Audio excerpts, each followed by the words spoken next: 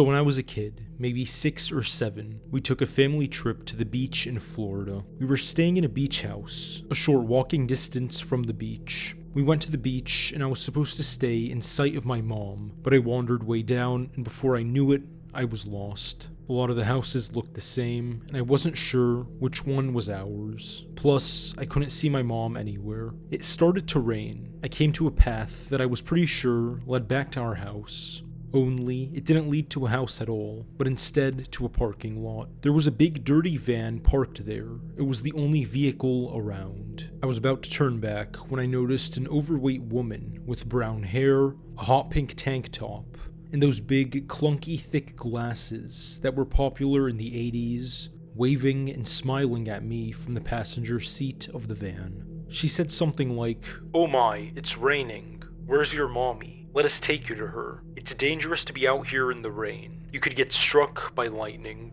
She was very friendly, almost overly so. In the driver's seat was a very overweight man without a shirt on, a hairy gray chest, and some clunky looking gold chain. He was wearing yellow tinted Elvis shades and staring at me intently. He was also smoking a cigarette, which I knew was bad. The woman stepped out of the van and kneeled down to me. She asked how old I was. When I told her, she gleefully remarked, "Oh my, we have 2 boys your age at our house. You should come over and spend the night. We've got movies, Nintendo, in the morning, we've got all types of cereal." I'd been taught all about stranger danger, but at this point in my life, no adult had ever given me any reason to not trust them. The lady continued talking about stuff like how the boys have go-karts and like to drink chocolate milk. She made it seem very enticing for a 7-year-old kid, and at this point I trusted her.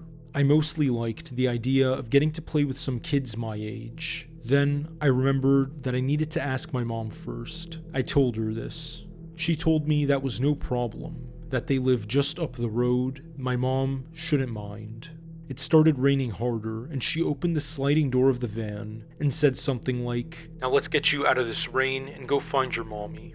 I knew logically that I shouldn't do this, but the lady seemed really nice, and I was desperately wanting to get out of the rain. As I walked toward the open door of the van, I noticed an awful stench that almost made me gag. This set off alarm bells in my head that something wasn't right. There were cigarette butts all over the floor. I looked up at the fat man, who was not only staring at me with his menacing glare, but had this real creepy toothy smile, and his teeth were stained a dark yellow. I could pick up on a very fucked up vibe from him. I knew now that I should run, but the woman was ushering me to hurry up and get in. Her demeanor had changed. She was being demanding and trying to literally push me into the van. She sounded angry and said, "Get in already," in a tone that was the complete opposite of how she had sounded before. I jumped to the side and started running as fast as I could. The woman managed to grab my arm or wrist, but somehow I was able to quickly break free and run back to the beach. I think she tried to chase me, but like I said, she was very overweight.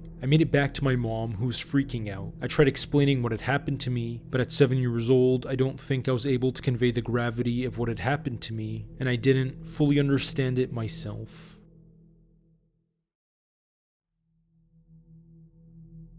About 3 years ago, I was a waitress during the height of COVID. It was my first ever job, and I remember being so excited to start as soon as possible. After all my training was finished, and I got my certifications, I was put on the closing shift. We closed at 10 p.m. every night at the time, and typically it was just my cook and I. Rarely would there be another waitress with me, and I liked it that way. I always worked better alone, and I didn't really get along with most of the other waitresses anyway, so it was nice. I can remember it was near the end of my time there that this experience happened, and I'm really happy I had the circumstance I did at the time. I could never really trust my gut very much because I had mild anxiety and couldn't tell if what I felt half the time was valid or not. I mention this because when all this went down, it felt real, and I had an absolute feeling.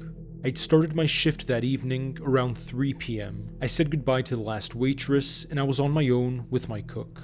Everything was pretty slow and normal until I got a call about one of the specialty items on the limited time menu we had. The food couldn't be ordered as takeout, and the lady over the phone really didn't take it well. She finally decided to sit in and eat instead. I'd say around 10 to 20 minutes later is when I spotted an older looking car pull up, and 3 people came out, 2 men and a woman who looked to be in their 30s to 40s. I could tell it was the same lady I spoke to over the phone, judging by her attitude coming in. I further confirmed it by asking since I already had a pretty good idea of what she wanted to eat. What I thought was an act of mild embarrassment and pettiness was actually something much more sinister later on. Her attitude toward me changed when she saw me. She was much nicer and more cooperative. This didn't ring any bells at first because it was something that most people who wanted to look good in front of others would do. I sat them at a booth and took their orders. I noticed they had a red binder and a black pen. Remember this. I then went to tend to my other customers as there were a couple other tables I was waiting on. Once I brought their food out to them, they asked me if I knew any realtors. I found this to be normal, as this being the tourist vacation state it is, it wasn't uncommon for outsiders to be looking for getaway homes. I would say this was reasonable for me to assume it was nothing, if they didn't already look like the unsavory type of people, if you get what I mean. Nonetheless, I gave them the phone number to a realtor I knew closely and well, since I often went to church with her. There wasn't any other notable interactions I really had aside from occasional small talk, if I wasn't doing anything or refilling their drinks.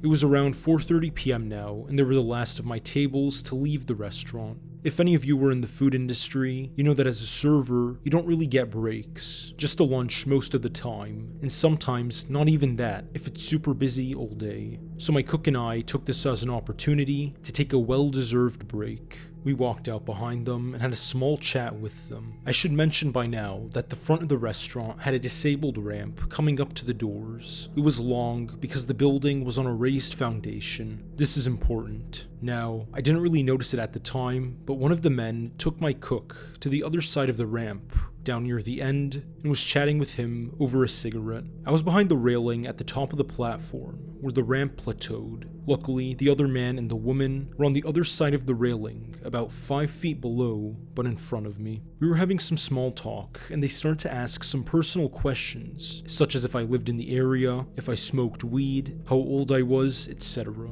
I hadn't quite learned yet that telling strangers such personal things wasn't a good idea. However, this for some reason was starting to raise some red flags. I gave very vague answers to all her questions as best as I could. Unfortunately, they still persisted in trying to have some sort of communication with me outside of my work, whether or not I said no. I suppose when they finally realized that I wasn't going to give that information up, the woman finally got to her point. She'd told me that she had a business offer for me. It was for a cleaning service. I don't like cleaning anyway, so regardless, I would have said no. However, what she said next solidified my answer. She proceeded to tell me that she owned a maid service called the Pretty Kitties Maid Service. She said she needed pretty and young girls like me, that she had 10 girls now as it was, and she wanted to expand. She mentioned how they get paid $30K. She didn't specify the time length, and how it would be a great opportunity for me to help her with her business. I instantly knew at that point that it certainly wasn't a maid business, and I was in danger. However, I didn't understand just how much danger I was in. I politely declined her offer and told her I liked my job as it was, that I was satisfied working for my boss. She tried to further convince me by telling me how easy it was and reiterating how much I'd make under her supervision. She mentioned how she had a van for her business and described it to me. I can't exactly remember what she told me, but I do remember how she told me to follow her to her car. She said she'd show me a picture of her van and her car, but her phone was in her hands. I knew for certain I wasn't going anywhere with her or near that car. I declined yet again and said that I was fine right where I was. I said she could show me on her phone instead, but she was hesitant. After which, she proceeded to end the conversation and left with the 2 men. A little shaken, I walked back into the restaurant with my cook and told him what I'd just experienced. He joked about how I'd have good money if I went with them. Because I didn't take the situation as seriously as I should have, I laughed with him. At the end of that night, when the cook's grandmother came to pick us up, I mentioned the weird interaction. A panicked look came over her and she sat silent, staring at me. I got confused and asked her if everything was okay. That's when I learned the signs of human trafficking, and I was incredibly lucky I didn't get kidnapped. My stomach dropped, and I started to panic at the realization of just how much danger I was in. Nothing really happened after that, except for the red binder and the black pen I told you to remember. I went to work the next day, and a customer walked in. Now, normally in my part of town, not many people like to sit and relax for a while. They're mostly there to just eat and leave, as it wasn't exactly a cafe. Well, I get into my apron and sit this gentleman. He was well dressed, not in a suit and tie, but just nicely dressed. He was alone. I sat him at a single booth and took his order of one single coffee. He had a red binder and black pen with him. I didn't even notice until my cook from the night before reminded me of it. I was so shocked at the fact, and it unsettled me even more that he proceeded to sit there for 3 hours, watching me as I tended to my tables. I kept asking him if he needed anything else, and he asked me if people never just sat and relaxed with coffee. I sort of shrugged and said no, not here. Now this might come as a surprise to some of you, but servers, believe it or not, do listen in on some of your conversations. I'm lucky I did with this one. I specifically remember him speaking over the phone about finances and how he needed to find another house. He spoke about moving money and how he was going to pay his girls that night. I ran to the back of the kitchen and told the cook. Thankfully, he came out with me to help deliver some plates in order to throw the guy off. It worked, I think. He ended up leaving not long after that, and I haven't seen or heard anything since. I'll tell you though, I've been much more on guard since then.